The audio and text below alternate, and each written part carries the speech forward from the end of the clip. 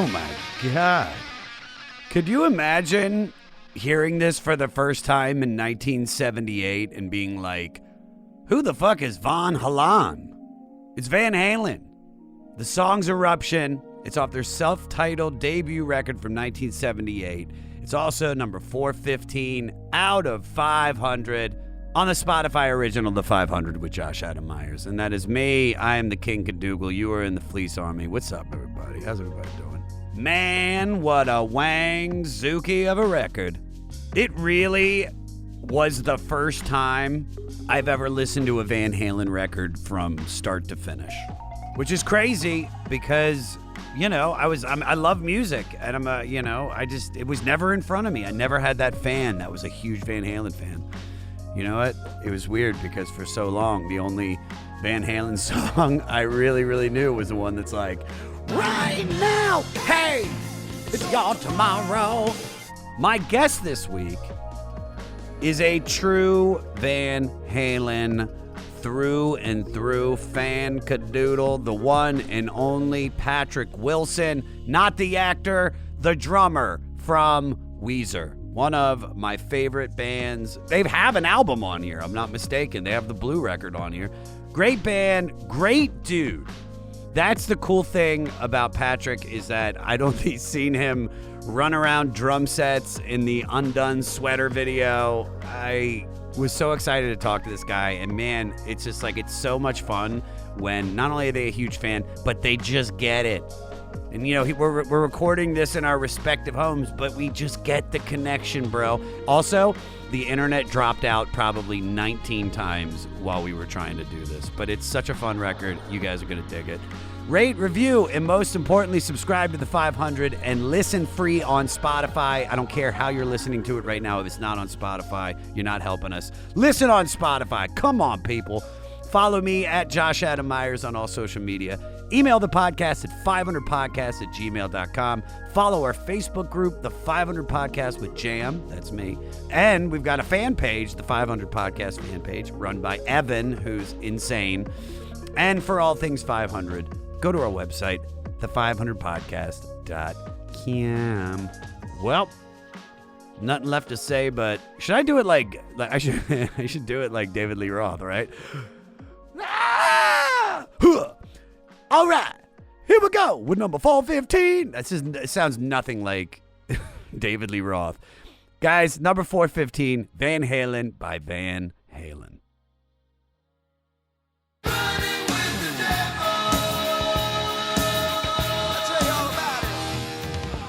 You are a simple Patrick Wilson, and a Patrick Wilson. Gang, gang, gang, gang. I'm proud of that one. That was not the easiest, singing the name and trying to remember the lyrics and cadence, because I don't think anybody can match DLR. Diamond Dave. Diamond Dave. It still blows my mind that he's Jewish. I love it. I love it knowing that he could come to my Passover Seder anytime. So you have a long history with the band Van Halen. Oh, yeah. Tell me about it. I'm 51, so as a wee lad, I got Van Halen 1 because my cousin was 7 years older than me, and he would just dump records on me. I was like 8, maybe 7 years old when that record came out, Van Halen 1. And it was a record.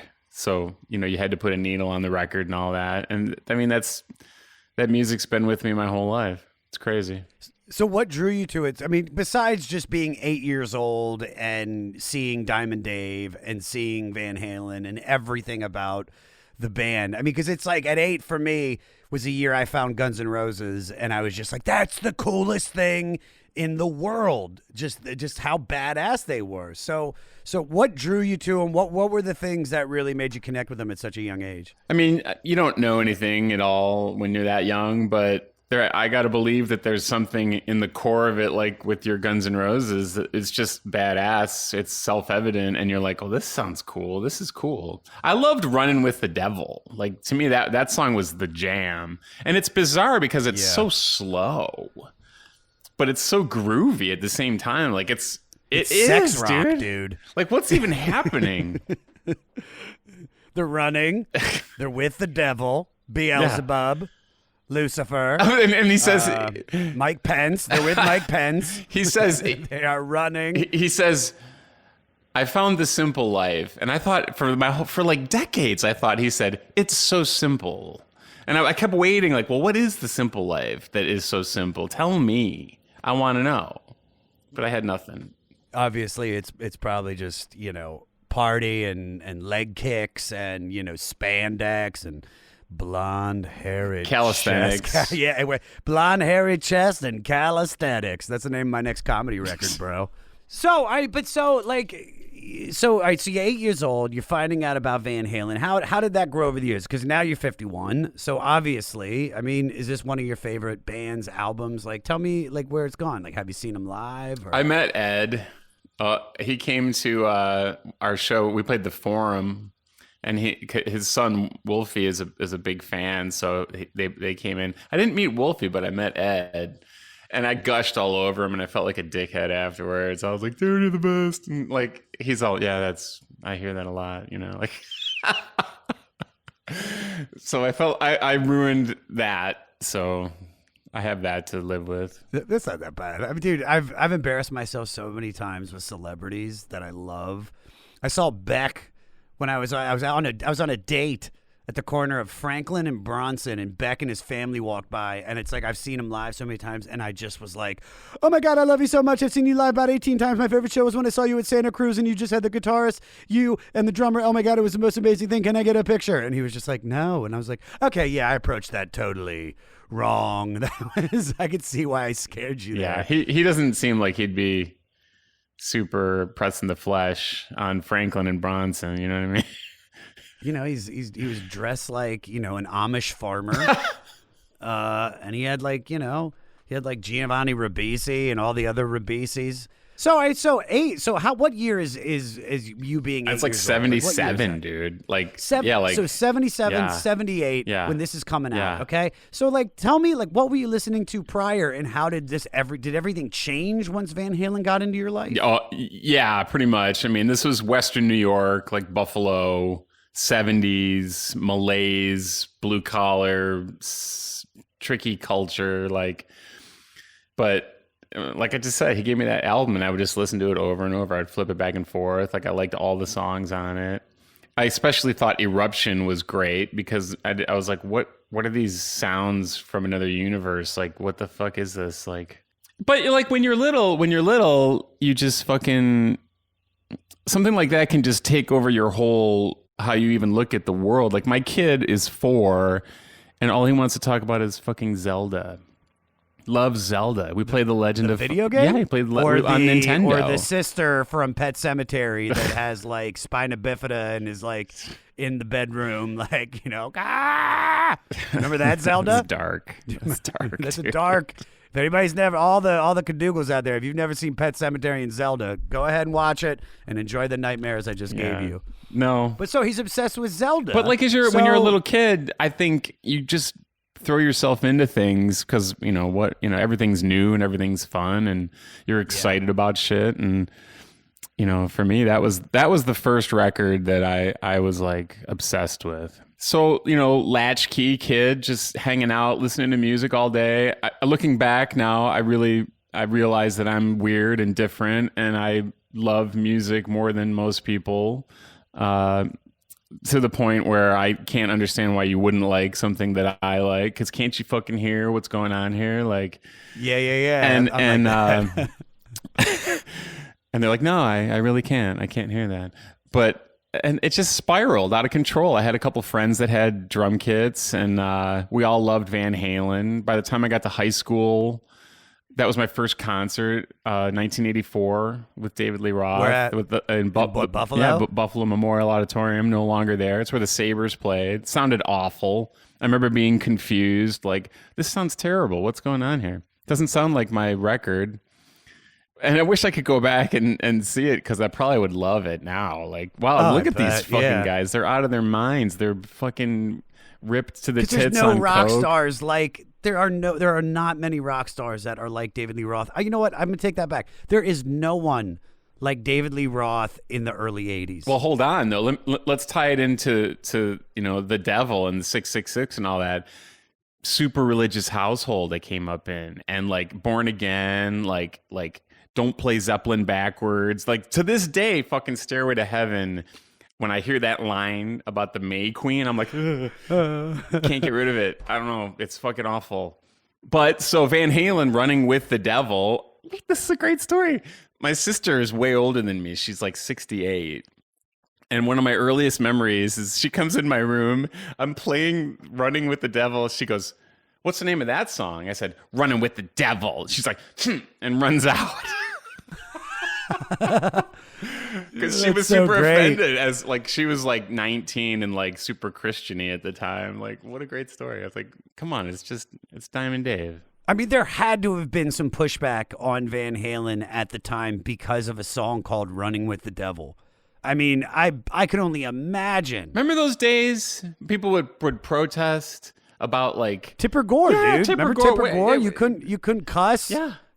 She got mad at 2 Live Crew. Yes. I mean, that was the whole crew, all of them. Not even just Luke. She all the crew. Even Backdoor Little She Joe. had Motley Crue and 2 Live. But yeah, I just, I could only imagine because I wasn't born until 79. And so I wouldn't say I got watered down Van Halen, but like I just. Oh yeah, you missed it. You missed the peak. I missed it, but I not only missed the peak, but it's just by the time I was really, really getting into music, they had already broke up.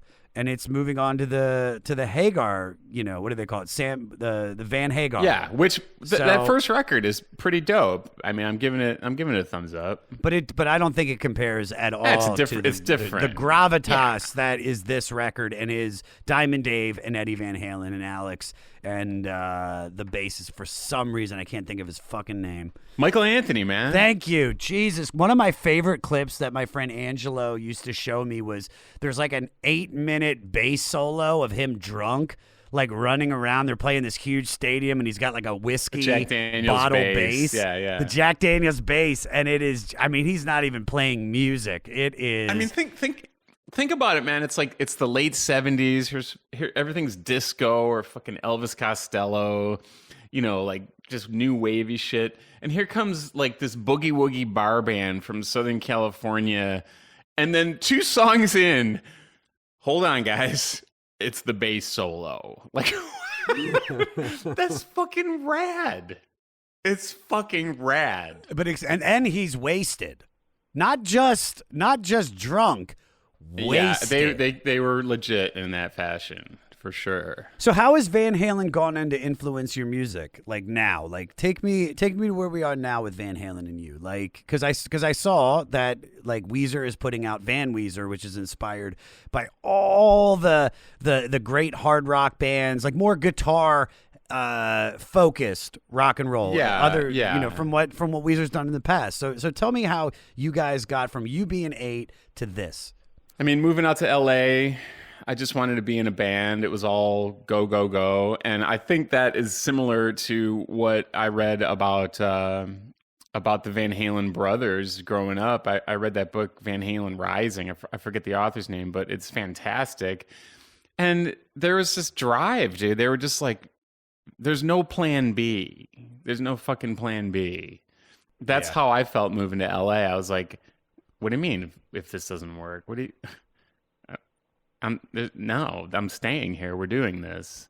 Yeah. Lucky as motherfucker, but I think they were the same way. They played for like 6 years to nobody in LA in the 70s, and then boom, it just hit, I love that story. So they're the children of a Dutch jazz musician father. They're classically trained to play piano as young children before moving on to drums and guitar. Alex picked up the guitar first, and eventually Eddie decided on drums. However, after hearing Alex play drums, Eddie switched to guitar, and the brothers found their instruments. Eddie would obsessively keep his guitar strapped on throughout the day while practicing. And I think it shows. Yeah. I really do think it shows. I feel like seeing Eddie Van Halen without the guitar on, it just feels weird. Do you know what I mean? It's not right. So in 1964, they formed a band called the Broken Combs in elementary school, played backyard parties, and then changed the name to, this is a terrible name, they changed the name to the Trojan Rubber Company. I think they may have been taken at that time. I think so, yeah, because, there's a pretty big prophylactic company called Trojan. Rubbers. They tried to change it to the Lambskin Company. Right. I'm just kidding. All right, so by 72, the brothers with Eddie's singing lead formed a power trio with bassist Mark Stone called Genesis and the Mammoth. In Pasadena, so they're hanging out in Pasadena. Yeah, this is all in Pasadena. California, for the people that have no idea where Pasadena is. They come up with another local group called the Red Ball Jets as a lead singer who owned a PA system that Mammoth would rent. Although this hyperactive lead singer had unsuccessfully auditioned for Mammoth, they eventually asked him and his PA to join the band. Yeah. I love that because I mean, necessity. I was in a band when I was younger, and we just needed a bass player, and we knew somebody that played bass, and we were like, "You're in." And then when one of my other friends got better at bass, we were like, "All right, that dude's out. Ben Allen plays bass now." That's right. And of course, we're talking about David Lee Roth, who's born in Bloomington, Indiana, moved to Pasadena in his teens. Well-to-do, very well-to-do. Very well-to-do. But the thing that I love about David Lee Roth is that he is a throwback to the showbiz performers of the Borscht Belt. Oh, dude, he's like vaudeville, man. He's like it's just everything about him is he's on. Like, yes. Oh God, him doing I Ain't Got Nobody. Like, but it's fucking great. No, it is incredible. So by 74, they replaced Mark Stone with the lead singing bass player from Snake, another local band who had lent them a PA. Originally from Chicago, Michael Anthony Sobolewski. Sobolewski. Yeah, gotta be Close enough. Polish. There's, something like that. A lot of consonants. And he met those brothers at Pasadena City College.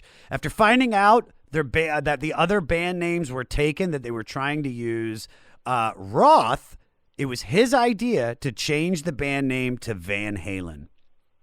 Van Halen played all over Los Angeles, including regular residencies at Myron's Ballroom in downtown LA, Gazaria's on the Sunset Strip, and the Starwood on Santa Monica Boulevard. It was at the Starwood in 76 that local legend Rodney Bingenheimer brought Gene Simmons from Kiss to see them. Gene, with possibly secret designs to recruit Eddie for Kiss, signed the band to his production company and took them to New York to produce a demo for them to find a record deal. Gene played the demo to his band and management, who didn't think much of it. So before leaving for another Kiss tour, he tore up their contract to set them free and promised to help them find a record deal when he got home. They were seen shortly by a Warner Brothers Records exec, Mo Austin and Ted Templeton, who did get them. Actually, Ted really got Eddie, who was already an electrifying guitar god that was so innovative that he would sometimes play with his back to the audience so people couldn't copy his techniques. Ted, he's like, I love that. Hey, get the fuck out of here, right? Yeah, dude. He's like, he's like, I'm gonna play this with my tongue. Don't look. Ted wasn't so sure about David Lee Roth, who, despite his captivating stage presence and airborne gymnastics, didn't have the vocal chops or range by comparison. We're going to prove that wrong in a moment. Nonetheless, Templeton brought them in the studio, first to record demos, then to make the debut. He wasn't sure about Roth's voice, but Dave's unique train whistle screams, deceptive depth, sense of humor, and showmanship made Ted work with what he had. And Ted, completely blown away with Eddie and his home-built pedal board and modified guitars and amps that helped him achieve his unique and soon-to-be celebrated brown tone. Do you know about the brown tone? I know about the brown tone. I don't know about the brown tone. What is the brown tone? He's got, people call it the brown sound. It's just kind of like, I could explain it technically. It's just kind of like you roll the lows off, you roll the highs off a little bit. It's that good stuff in the mid-range. It's like a Woody sound, like you can really hear his fingers. Like, it's hard to explain, but that's the way he hears it. He hears it.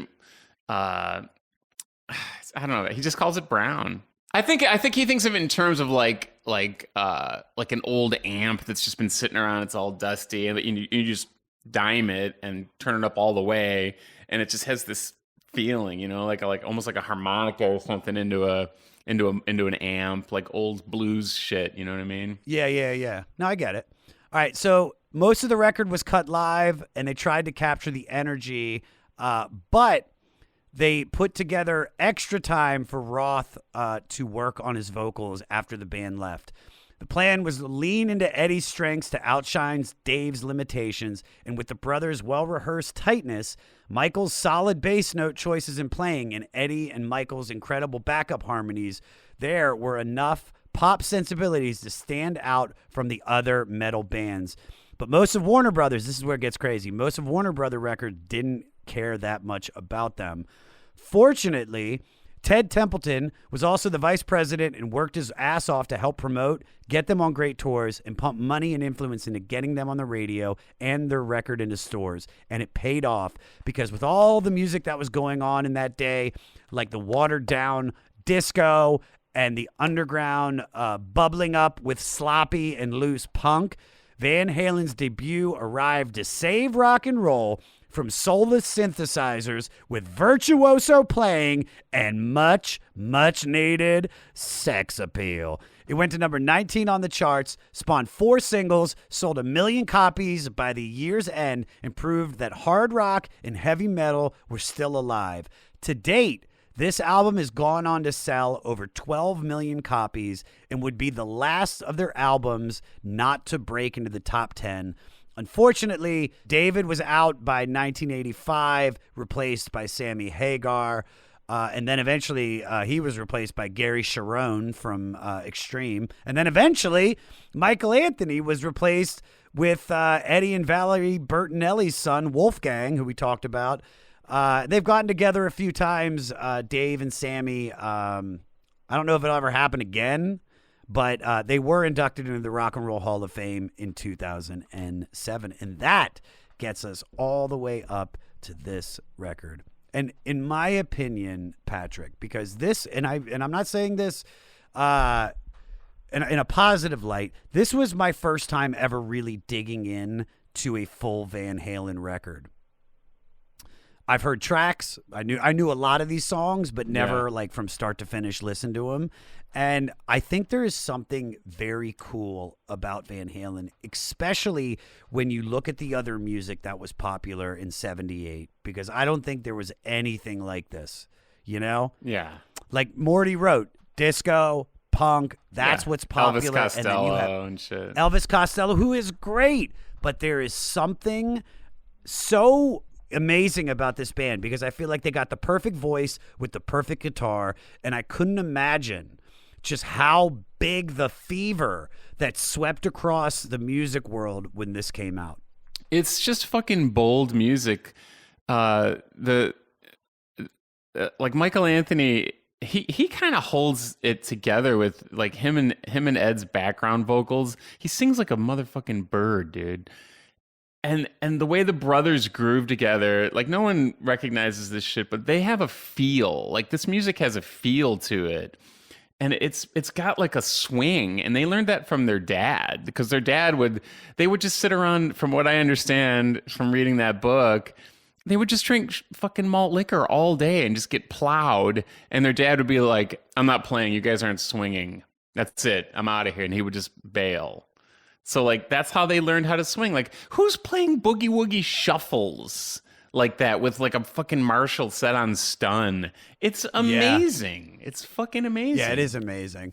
But I think that is what gets you to be such an incredible guitarist and drummer when you have a parent that is like, you know, they probably, I mean, I didn't read the book, but I mean, were they like trying to get the love of their dad, and so it like, you know what I mean? I think it was more they were just obsessed, and their parents encouraged them, their musicality. Like they both started on piano, so they had a strong foundation, you know.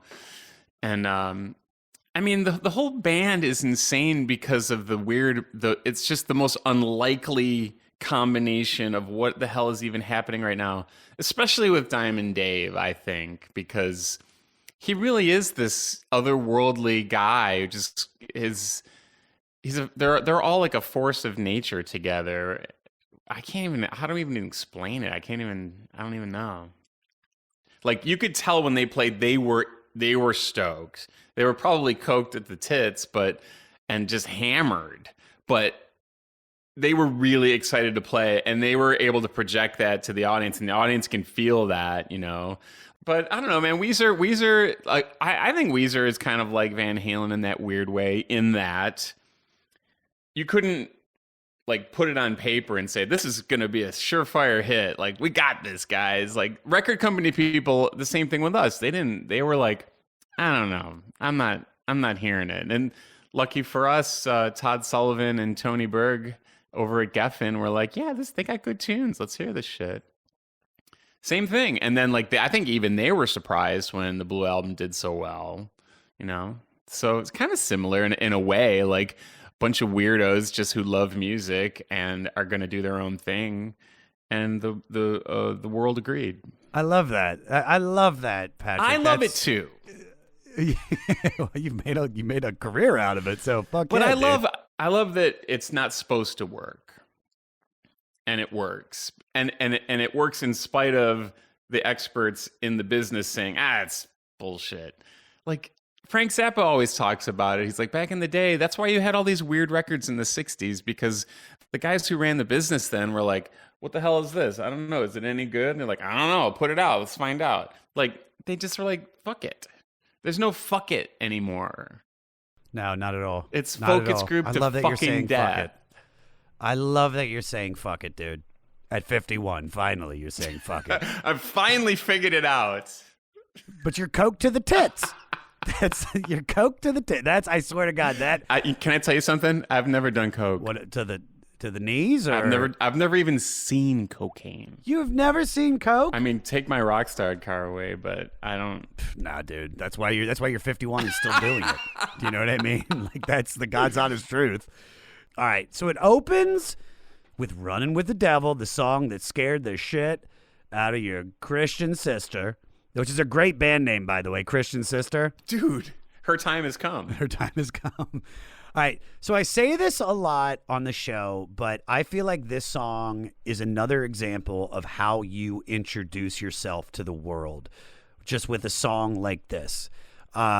Peter, play a little taste of "Running with the Devil." I found the simple life, it's so simple. When I jumped out on that road. It's fucking grooving, dude. It is fucking grooving. So, all right, so this was inspired by the Ohio Players' 1974 funk song "Running from the Devil." And this is the second single, and this is not about Satanism. This is about youthful freedom and living for the moment. Can we just say, you think these people are smart enough to like do backwards lyrics that say like Satan is king? Like, come on, there's the Satanism thing from my childhood is so dumb to me. But like the entire industry of like, these are kids in Satan's snare. Like, come on, man. Yeah. People are afraid of the devil. They need to be afraid of the 1%, bro, because they are controlling all of this. It's the 0.01%. Is it really? That's what I heard. I like a full percentage. I want a full one. I want a 1%. So the sound in the intro are the band's car horns, which were removed, mounted in a box controlled by a foot switch, and then slowed down. Peter, do you have a little taste of that?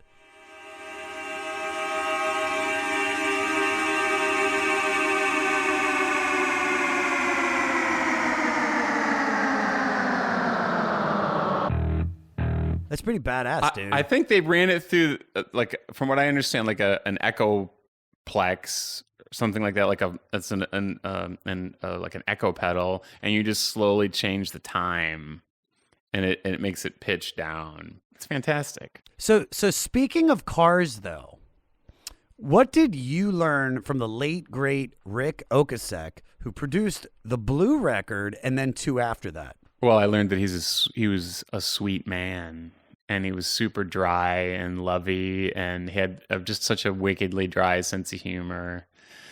And he, like, if you heard our demos going into that record, and then you heard that record, I'm sure it was kind of similar to what was going on with Van Halen. Like I hear the outtakes or the alternate vocal takes of Running with the Devil, and I'm like, whoa, that needs to be tightened up. Like Ted Templeman really kind of, he earned it. You know what I mean? Like he made it right because he saw it and it was there. I think Rick was kind of similar. Like he's like, these guys have some tight tunes. You know, like Rivers is writing really tight tunes and it's power pop, and like let's just make it tight.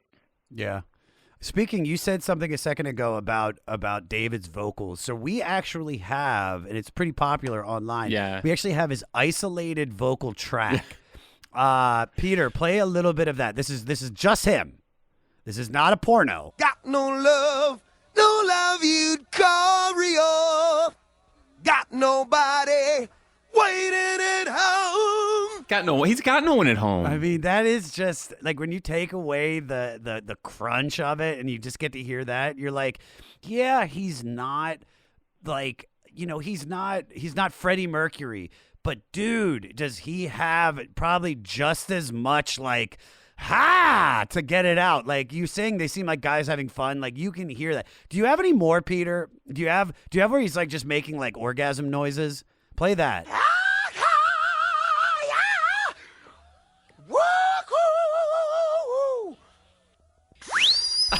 What the fuck? Wait, you threw that in there. That can't be in there. It's in there. It's one of those weirdo, you blow on it. Oh my God, I wasn't expecting that. I told Peter, he sent me the clip and I was like, dude, just pull out the best parts. Pull out orgasm noises and a good singing style. And I had no idea he sent in the middle of the recording, he was also a bar mitzvah DJ, and he broke some glow sticks and was like, "Ooh," like good for him. Good for him. He had a backup plan. Patrick, you didn't have a backup plan. David Lee Roth could have been an incredible bar mitzvah DJ. It's true. All right, now to the song that blows your mind, my mind, probably all the Fleece Army's mind, Eruption. This is one of the greatest and most memorable rock guitar solos ever, and the cool thing about it is this happened by accident. Producer Ted Templeton overheard Eddie warming up with his practice piece and then told him he had to record it. 10 minutes later, he laid it down and made rock and roll history. Kick it, Peter!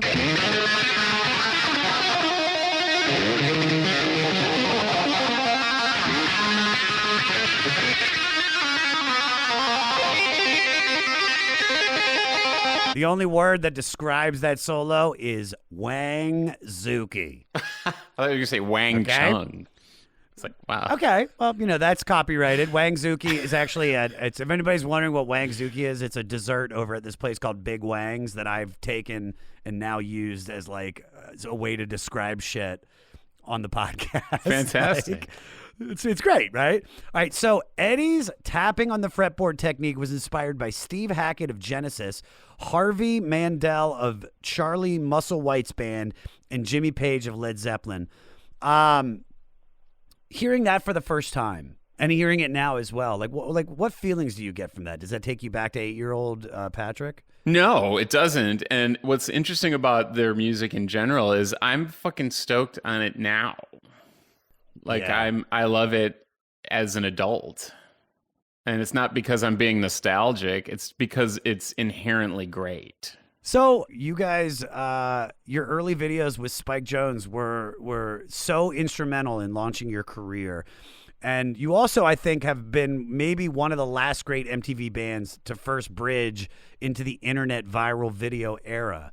Did Weezer realize at the time how iconic these moments in time would be? No. I mean, I knew something was weird when Geffen Records was able to get a video of Buddy Holly onto the Windows 95 install CD in a folder called videos.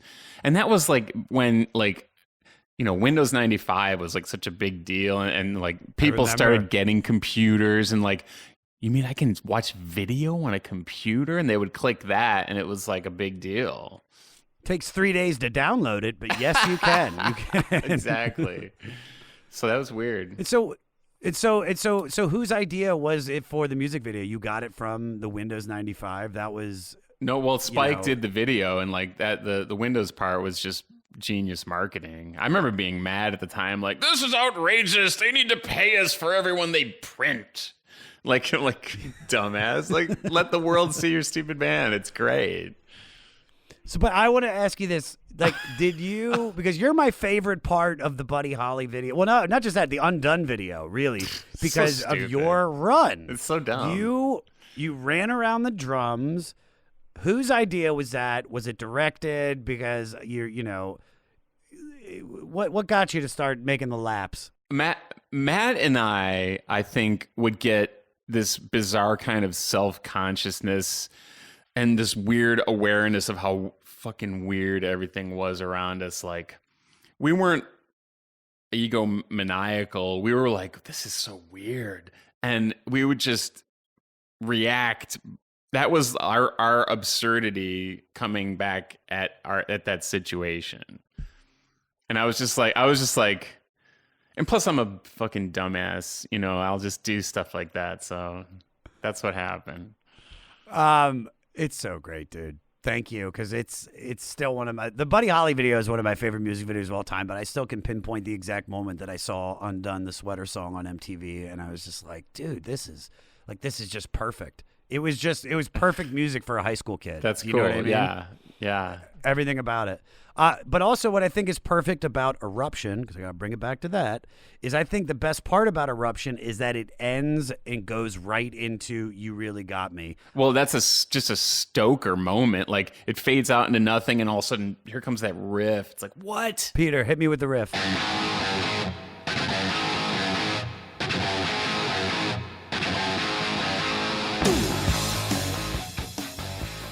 So, because of the lack of material they had, they recorded a couple covers that they'd been playing live. Their first single was by the Kinks from 1964. It charted at number 36, got them a lot of radio airplay, and set the stage for the success of the record. Honestly, though, I think the best part of the song, if not the album, and this is the comic in me, is when David Lee Roth has another orgasm. Peter, play 144, bro.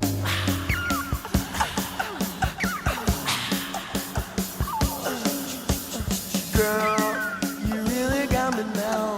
You got me so I don't know what I'm doing.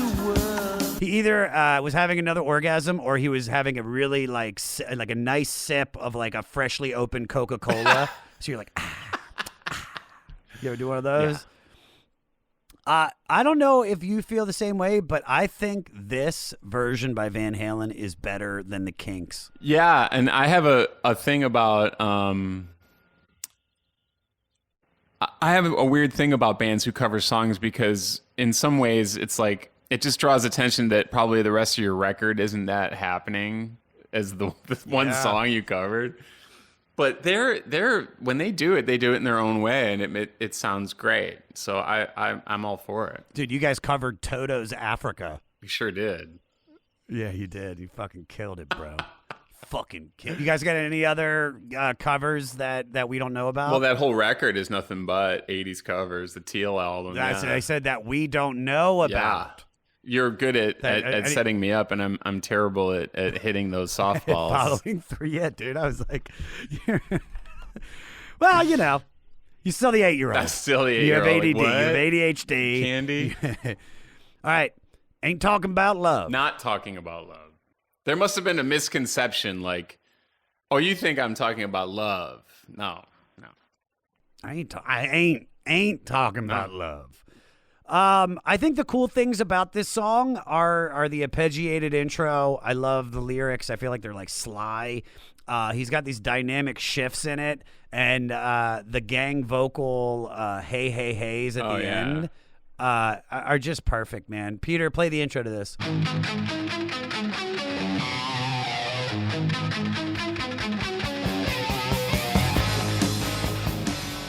So this is Ted Templeton's favorite track he's ever worked on. Really? Yeah, I got to read his that's book. I hear his book is great. So any thoughts on this song? Ain't talking about love? I love everything about this record and this song because you can tell like it's all very simple. There's not 8 versions of guitar on there. It didn't have to get mixed by, the hot shit mixer of the day. It literally is like almost like a jazz record. Like, well, here's the mics, here's what they sound like. You guys take it away. And it's so direct and fantastic. So being that this is Ted Templeton's favorite track that he's ever worked on, what is your favorite Weezer track of all time to play on when you guys do it live? Oh man, I don't know. I really don't. I'll say something. I'll say today. Damn that half Japanese girl. I like playing that song. That song's Probably so my name fucking is boss, Jonas. man. My name is Jonas. All right, so I'm the one. I feel like this is a prototype for Hot for Teacher. Fair enough. So Peter, play a little bit that sounds like Hot for Teacher for me.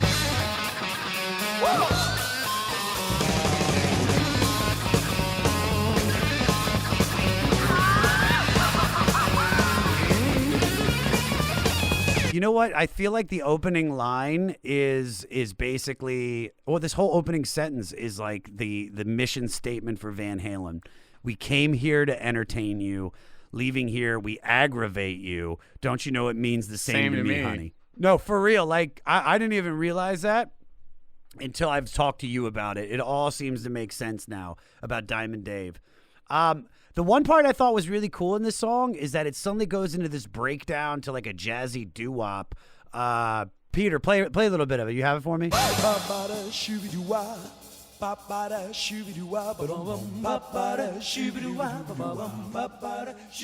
think this is what separates Van Halen from other metal bands.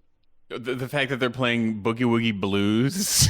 Yeah, it's just in a hard rock record. I came out of nowhere. Yeah. I mean, and they pulled it off. That's the thing. Oh, they definitely pulled it off. So speaking about I'm the one. When did you know that Rivers was the one?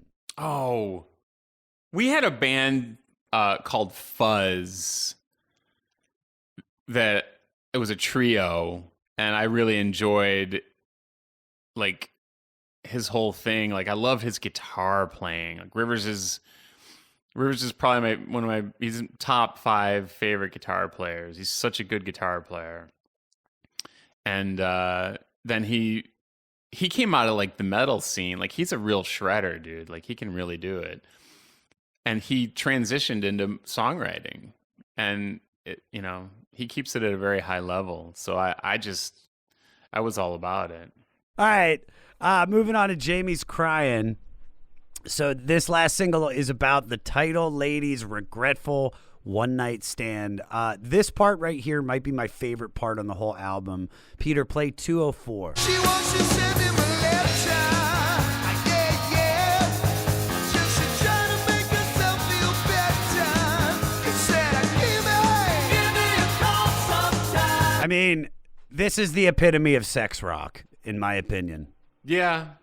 It just has it's sexy. It's dark, just the title. Girls don't like that anymore, though. There's no such thing as sex rock for the ladies anymore. They don't like the rock. It's all bros now. Yeah, rock is, before we started recording and we were talking about what happened to music, and you were mentioning some of the music from like the late 90s, like late 90s, right around the turn of the millennium, that just changed everything. It got too broy. So is that why that's what you think killed rock and roll? Yeah, it got too broy and angry. But like angry, angry frat rock is not a good look for the ladies, It's not. But speaking of Weezer, though, you guys, in a sense, kind of created, this music movement with emo with your second album, Pinkerton. Did you guys have any idea that when you were making that record, like you were, in a sense, starting a genre of music? I mean, I thought we were ending a band. Really? I didn't think we were starting a genre. I mean, that was a tough time for Weezer, yeah. Like every band, it gets, if they have a big debut and, shit gets weird because you're young and you're famous and all this shit. And then your egos, you're just trying to make sense of everything. But no, I didn't know that. I will say this. When we played the place called, I think, the Ranch Bowl in Oklahoma or some shit, super famous Midwest place. Place was packed, and every kid knew the words to every Pinkerton song. And I remember going, "Whoa, this stuff's not even on the radio. Like, why does everyone know this? These are deep cuts. Like, wow." So I don't know. Was there a moment that you really thought the band was about to end? I mean, this morning I thought we'll probably. Oh, come on. Yeah. That's such a... What happened this morning? No, I say it because I'm paranoid about that ever happening. I've been paranoid since the beginning about that. I feel like at this point, if it did end, you guys have you've done so much, and you've left your impact on the world of music, not just rock and roll, but music and the world. I mean, what you guys have done is incredible, man. That's So nice. Thank Please you. don't break up. We're not going to break up. Please don't break up. In fact, Please honestly, don't. I really feel like we're hitting our stride right now. We got a lot of songs coming out. Yeah. Good. Yeah. Thank God. And I'm super stoked about them too. Also, one quick fact about Jamie's Crying. Tone Loc sampled the song for his 1988 hit Wild Thing. Peter, do you have Wild Thing?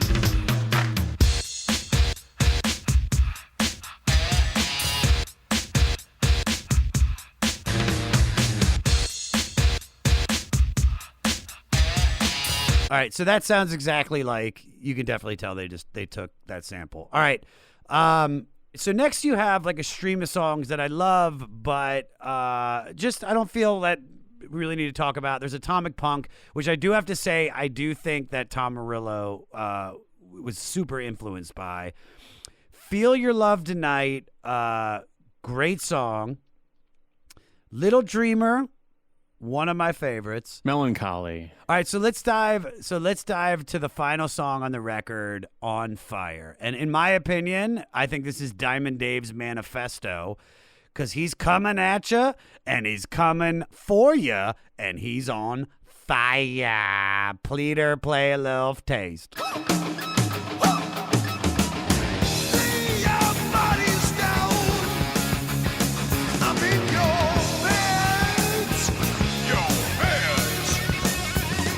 I mean, these might be my favorite Diamond Dave noises and moments on the record. I've always hated this song. Why? I don't know. All the dudes who I hung out with that were like into Randy Rhoads and shit and like Ozzy and all that, they loved this song. They were like, "That song's rad." I'm like, "No, man, that's not the one." It wasn't the one. No, it wasn't for the me. one. Yeah. So I have I struggle with that song. How do you feel about it closing out the album? So you feel like it just leaves the album on just a sour note? I never even thought about it that much. Every time it got there, I would literally just know. You'd be like, and the record ends at Ice Cream Man. And go. But I want to ask you this, because this is, in a sense, like I said, Diamond Dave's manifesto. You also have your own band, The Special Goodness. Oh, geez. Man, that's been a while since I made any of that music. Well, what was the last thing you put out by them? I think 2015, I threw something up on iTunes, just messing around, but I'm working on new stuff right now too. Oh, well, what are you working on now? You want to tell us about it? It's fantastic. No, I don't want to. I just want to play it and hope people listen to it. All right. Well, when it comes out, we'll promote the shit out of it. You want to do some facts and get out of here? You mean like facsimiles? Yeah, like facts. Like facts. Yeah, all right. love a fax. Facts and facts and facts. I got to sing it. So give me a sec. Facts and facts and facts. Gang, gang, gang, gang. When Gene Simmons signed Van Halen to their production deal, he wanted them to change their name to Daddy Longlegs. I'm against Gene Simmons in every respect, except for his support of Van Halen and his business acumen. And Going Blind is a good song, so I give him props for that. I like King of the Nighttime World. King of the nighttime world. I'm the king of the nighttime world, and you're my something queen. I'm a king. I'm a king. I'm a king. Well, I like that song now. What song? I've never heard that song. It's off a Destroyer. So all right. So listen, I completely think that Gene Simmons is kind of a hand job, but I mean, I respect him, a huge respect. I just can't stand Kiss. For sure, dude. But that's the thing about why I love doing this podcast is because I had only known like I Want to Rock and Roll All Night and a couple other songs by Kiss. I did the podcast and I really dug into Destroyer. And it's the same shit I'm going through with Van Halen and talking to you is that the guest that I had on was such a huge fan that it rubbed off on me. And then I went to see Kiss at the Whiskey, which was so phenomenal for the first show you're ever going to see them in such a small, like, you know, just a real rock club. Yeah.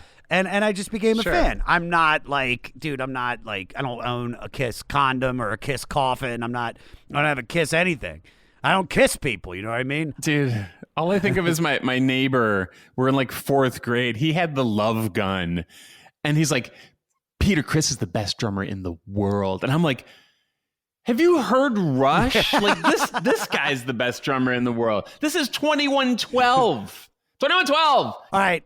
One of the greatest myths about Van Halen, which was actually true, was that their contract writer for shows demanded no brown M&Ms backstage. It sounds ridiculous, but it let them know if the promoters read the contract completely.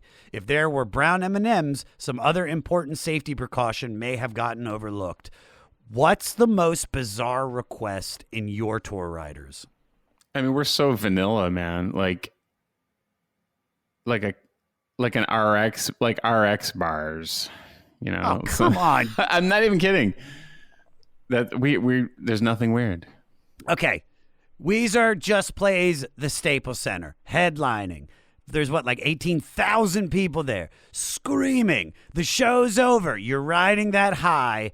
What is Patrick doing for the next 2 hours? Actually, I'll skip 4 hours. 4 hours. You partying? You going home? I will sip on some tequila now and again.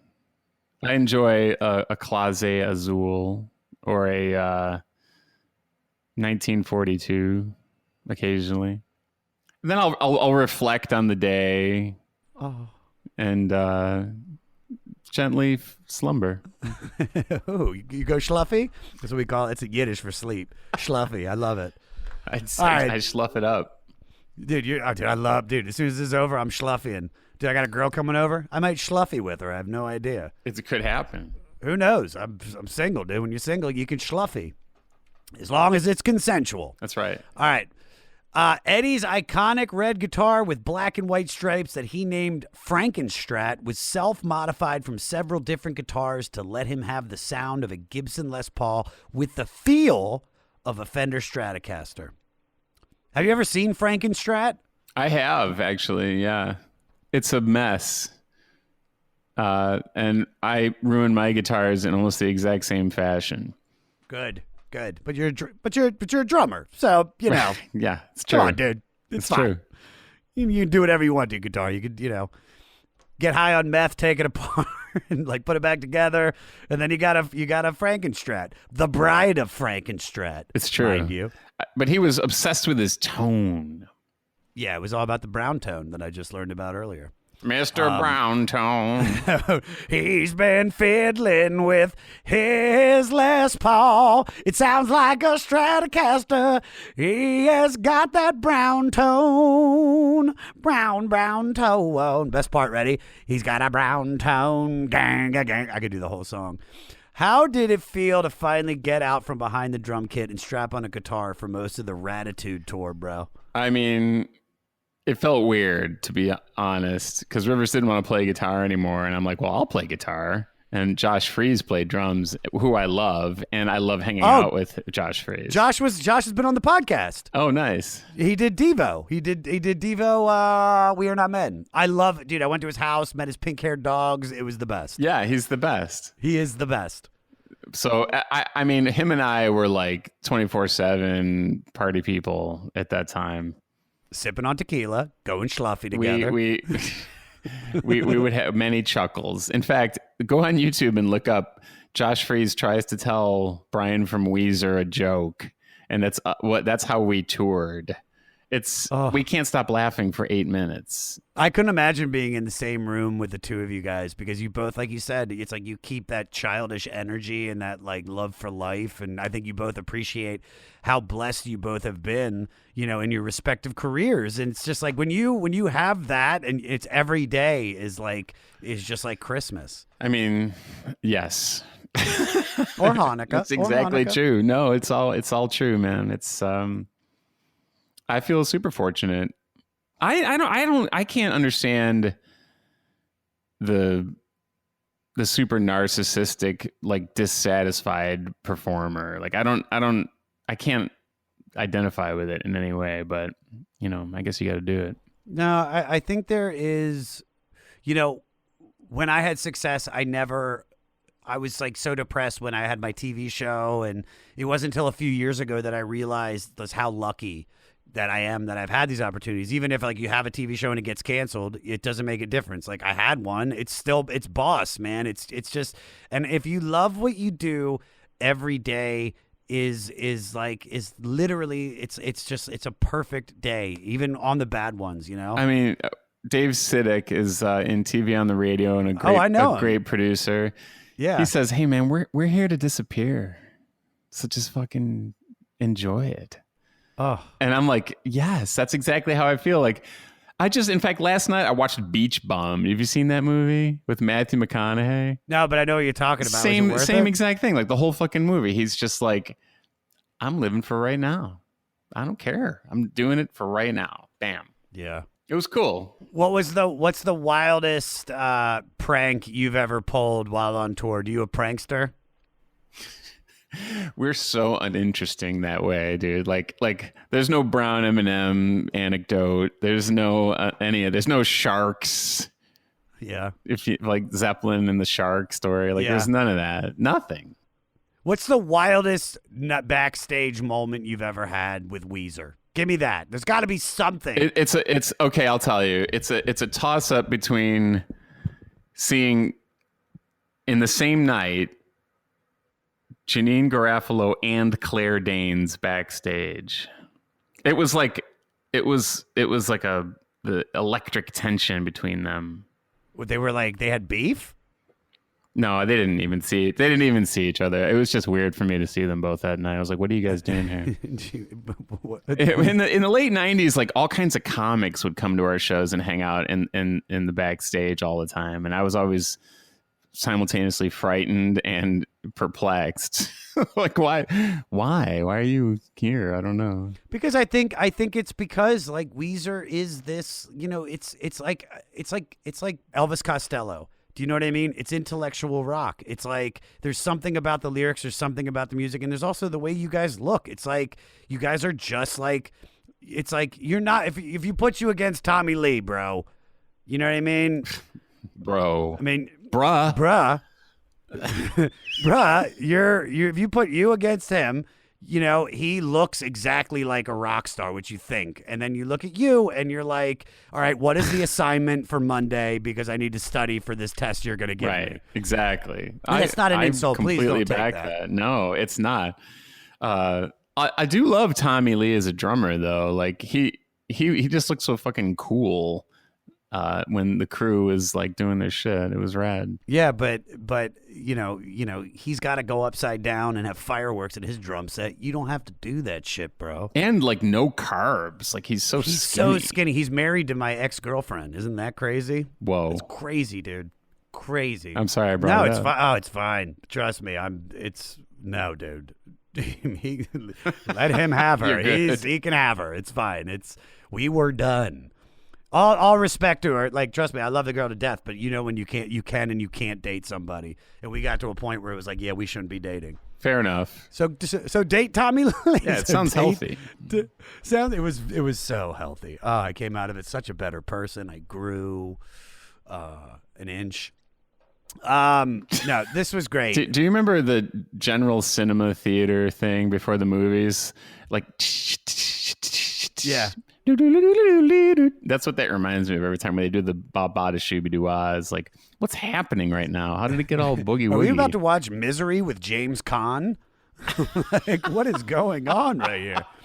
That's a dark movie. Why are you bringing up all these dark movies? You know, this is my life, bro. I watch as soon as this is over, I'm putting on Sophie's Choice and then The Deer Hunter. Midsummer and fucking this Human Centipede. What I like to do to prep myself for an interview with somebody I'm a huge fan is I watch Schindler's List right beforehand, and I remember just a breezy summer romp. And then I watch something with Sandra Bullock. Either way, it puts me in a good mood. But you know what put me in an even better mood, Patrick? This interview, bro. This was bro. This was so much fun, man. I can't thank you enough for coming on, dude. My pleasure.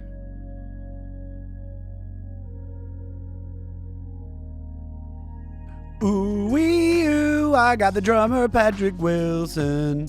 Guys, for all things Patrick, find him on social media at Weezer. It's really the band, but he doesn't have social media. Good for him. And check out Van Weezer. They have tracks that they've dropped on Spotify, and they're great, man. It's a really, really cool thing that they did.